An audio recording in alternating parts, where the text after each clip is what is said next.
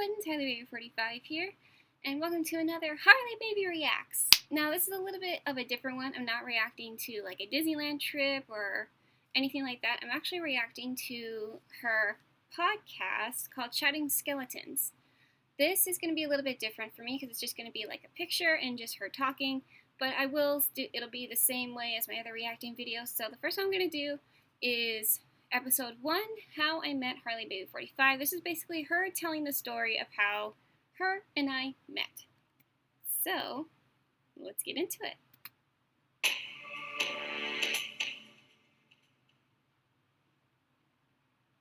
everybody, it's Disney Queen Skelly here, and welcome to a new quote-unquote podcast playlist called Chatting Skeletons. Now, this isn't exactly a podcast because I have... By the way, really cute name for the podcast.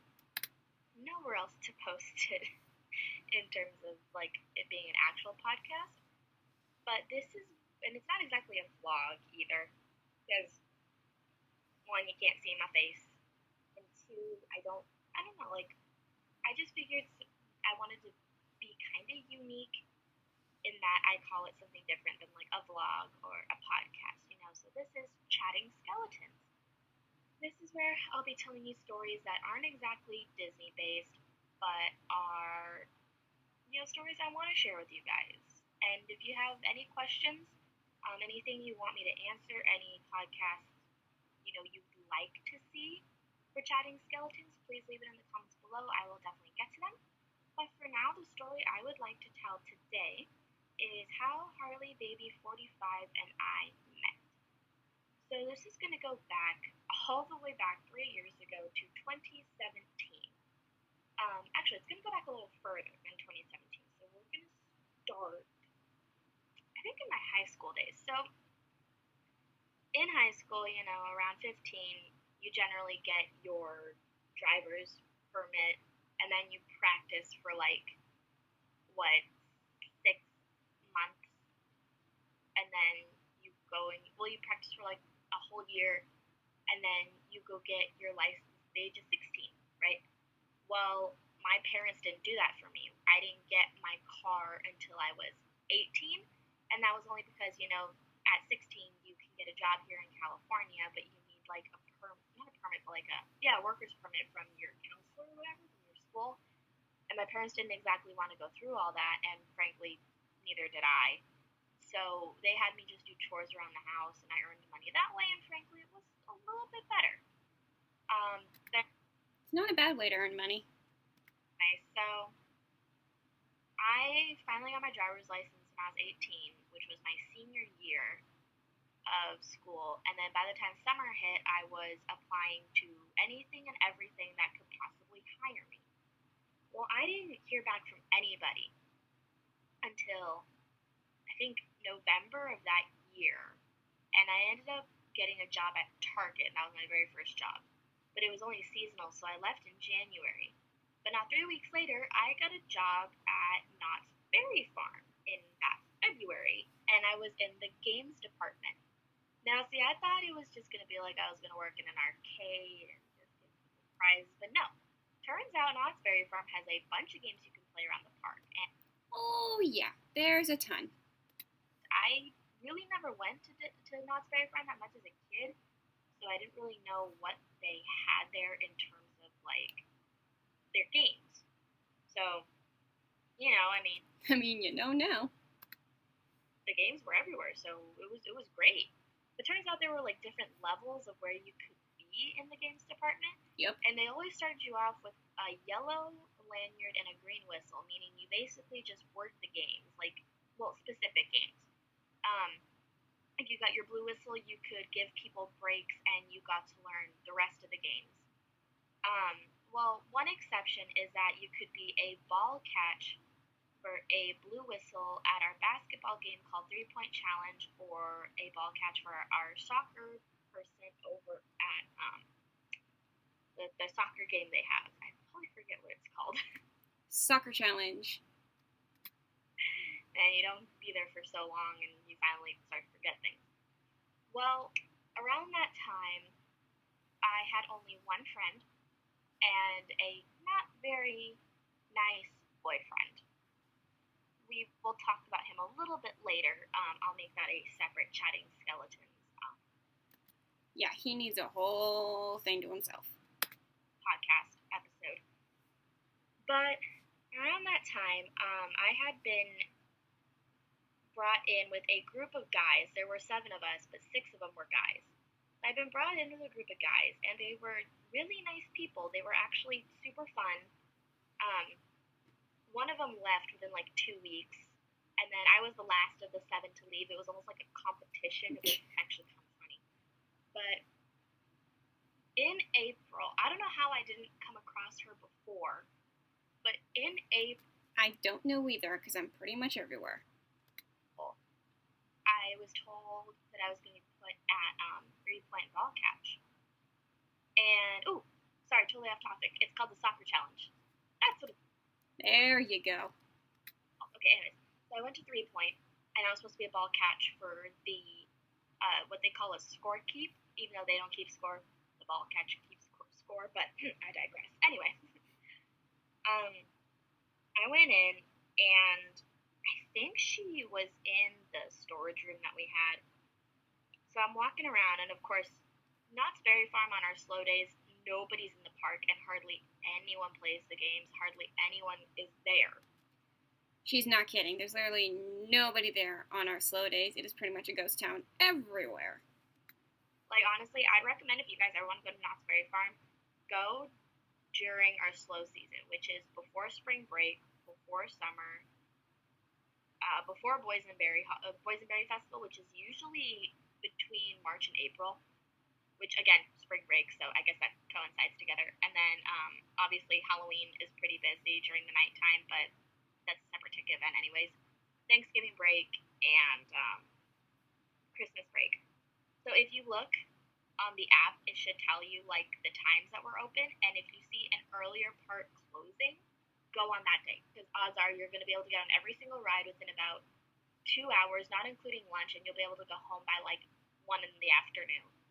So, anyway, I'm just kind of walking around, scoping out the area. Then this happy-go-lucky girl comes skipping towards me, and she goes, "Hi, I'm Deanna." And, of course, I jump about. I feel so bad for spooking her, but back then I was very happy-go-lucky, very skippy. I mean, now as the years gone by, I've mellowed out quite a bit, but sorry, Skelly. That. And literally in my mind, I'm like, oh my god, take me to a different game. She's psycho. But over time, we actually started talking a bit more, because that day we were just able to talk and get to know each other. And like her, I never shut up. She never shuts up. So it was like constant conversation unless someone was asking. Which is dangerous as it is if both of us never shut up. I'm surprised we didn't get in trouble for that. And she became my girl. And we went to Disneyland for our first time, I think that June or July. It was the day after my birthday.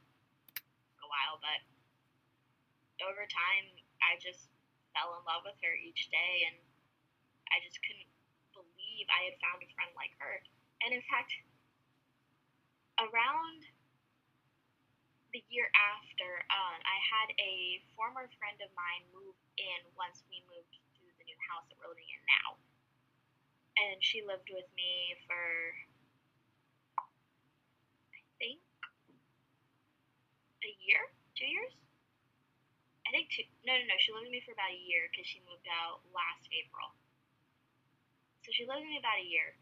And then around that time, I was getting closer and closer to Harleybaby because she was there for me whenever I was in a rough spot. And this former friend of mine I have, and I always will be, really wasn't.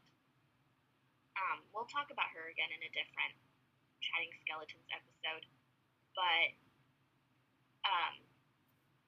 of course, Harleybaby took over as my best friend because she proved to be more of a best friend than anybody I had ever met. And there are days I really don't treat her right, and I feel like crap every time that happens because You always treat me fine. Don't beat yourself up. she's my girl and I really don't want to lose her. You ain't gonna. And I tell her that a lot. Like I always tell her I don't know what I'd do without you. I don't know what my life would be like without you, and I don't want to know. I We have this little family right now with her boyfriend and her and then my boyfriend and me. Well, we call them the hubbies. And we plan to move to Washington in a few years together, build houses together and live together as a little family. And I'm really looking forward to it because I never really thought I had a future in terms of who I was going to be with. But having her in my life makes it all the more real of what my life could be and will be because she's making me a better person.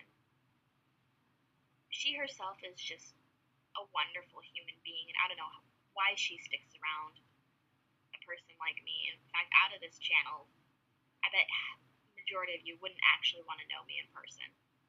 I'm not exactly a good person. Yes, you are. You are a wonderful person. But I don't know how she sticks around, how she stays here with me, and how she actually manages to stay friends with me without wanting to just walk.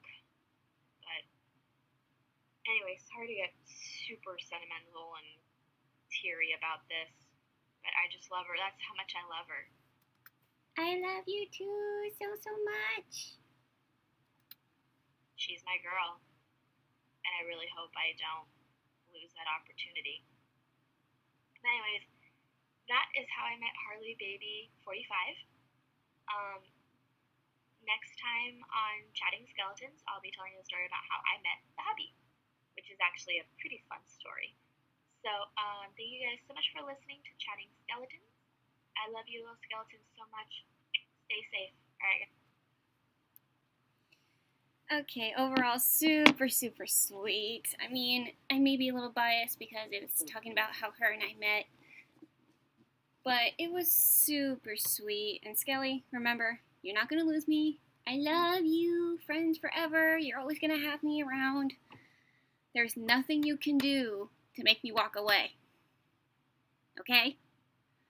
So I hope you guys enjoyed this. If you guys want to watch or listen to the original episode, I'm going to put it up in the corner right here, and I'm going to link her channel down there. Thank you so much for watching, Puddins. I love you.